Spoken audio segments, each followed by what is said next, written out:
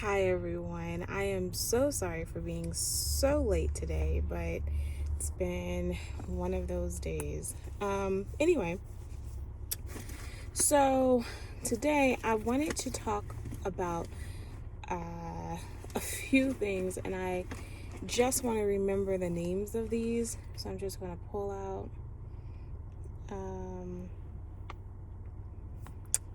a few things. Number one, I haven't mentioned it yet, and it was just so cramped yesterday that I didn't think of mentioning it, but I think it's kind of important to do. Number one, Chloe and Halle, right? So, Ungodly Hour.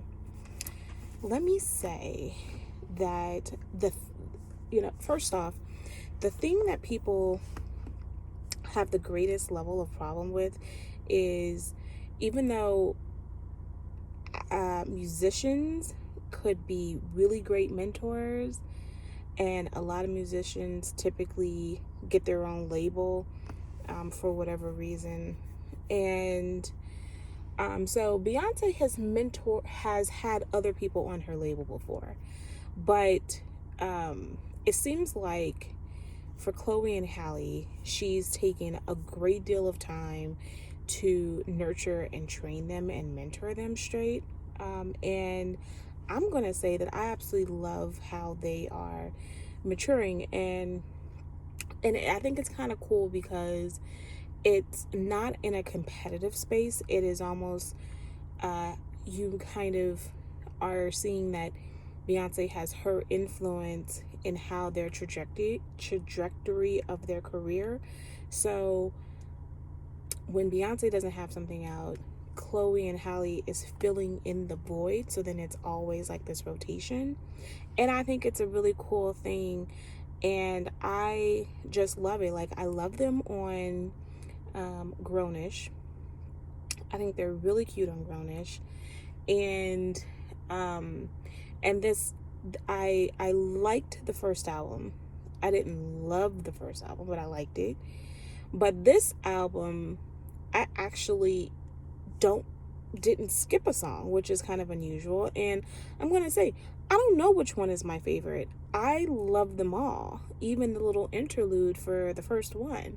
I thought they were all really, really great sounding, nicely produced, nicely written, kind of an original take on things, and I appreciate it. So I highly recommend it, and it's definitely,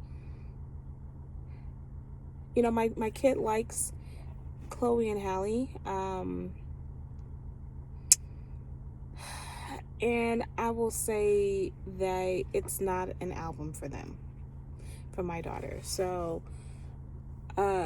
realizing, I know that they're growing up and I get that, but this album is definitely not, it's so far away from their branding, but it's okay.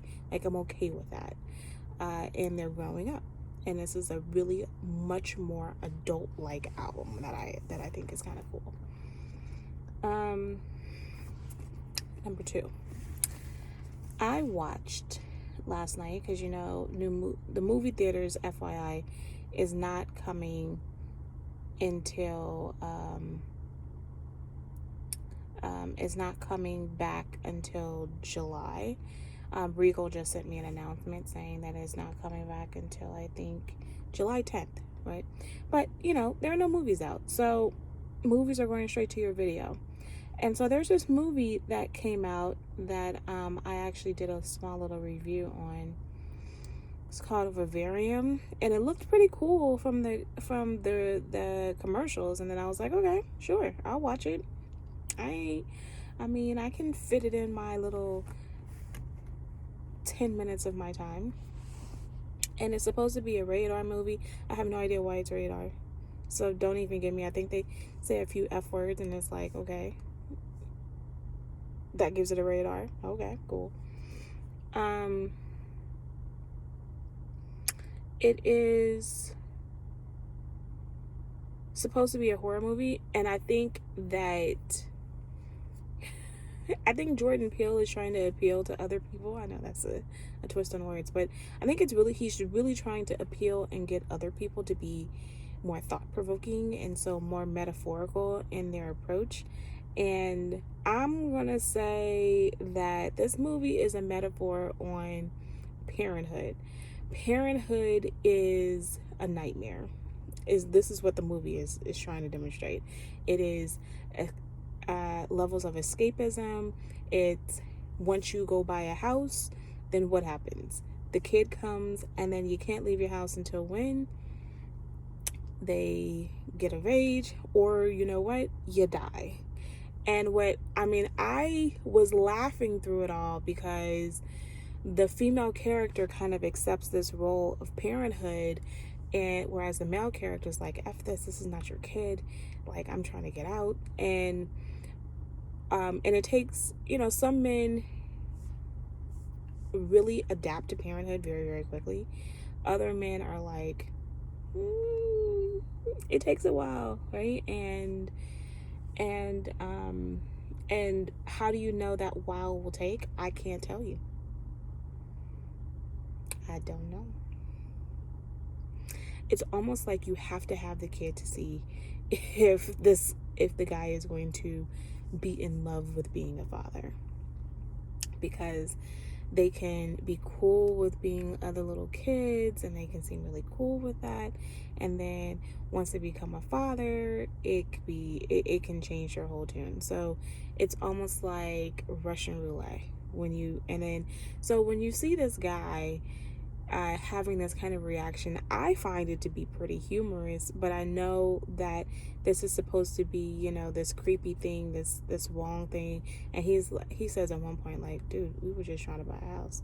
And it's like, but you do realize that buying a house, being married, buying a house, the next step is a kid. And, I'm not sure if it's much of a spoiler to tell you I'm not going to tell you how it ends. But I think the ending kind of is very, very depressing. But it's also real life. And I would not recommend this movie. But I do think that it's the most demented look on what parenthood is like. So if you are looking for, one sad situation of what parenthood is like, or if you're sitting at the house with this COVID-19 and you got a bunch of kids at the house and you have to work from home and you're like, I'm stressed, let's cool off with a nice little supposedly quote unquote horror flick, this ain't it, because this is going to make you even more stressed and more depressed about the current situation of your house. So this is not the movie to watch. I highly do not recommend you watching this film.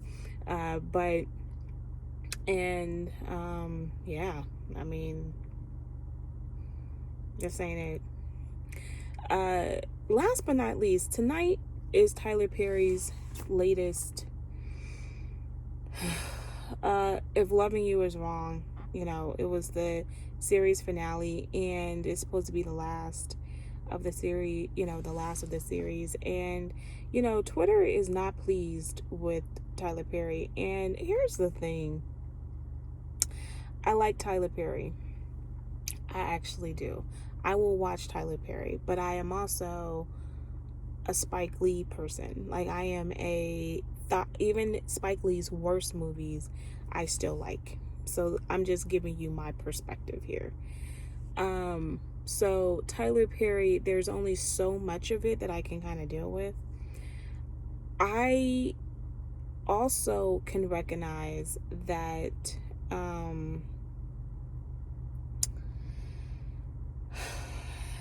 Tyler Perry knows his audience.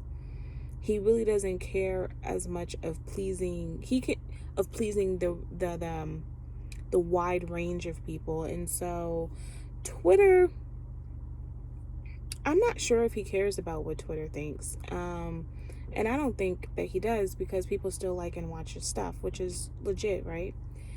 And I don't watch all his stuff because some of his stuff I'm just like, okay, doesn't interest me.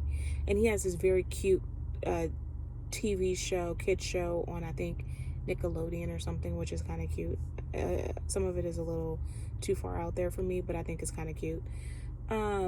So if Love Me or Is Wrong kind of dropped the last, and boy, I mean, I don't see why people thought that the ending was going to be as great, because the whole series, just to give you, if you don't watch the show, let me give you a clue.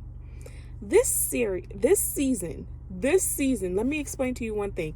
This whole entire season took place in one night. Like, week after week after week, these people have not changed their clothes. I just want to give you a clear understanding of how ridiculous some of Tyler Perry's work can be. They haven't even changed their drawers yet. Like, I mean, no new clothes.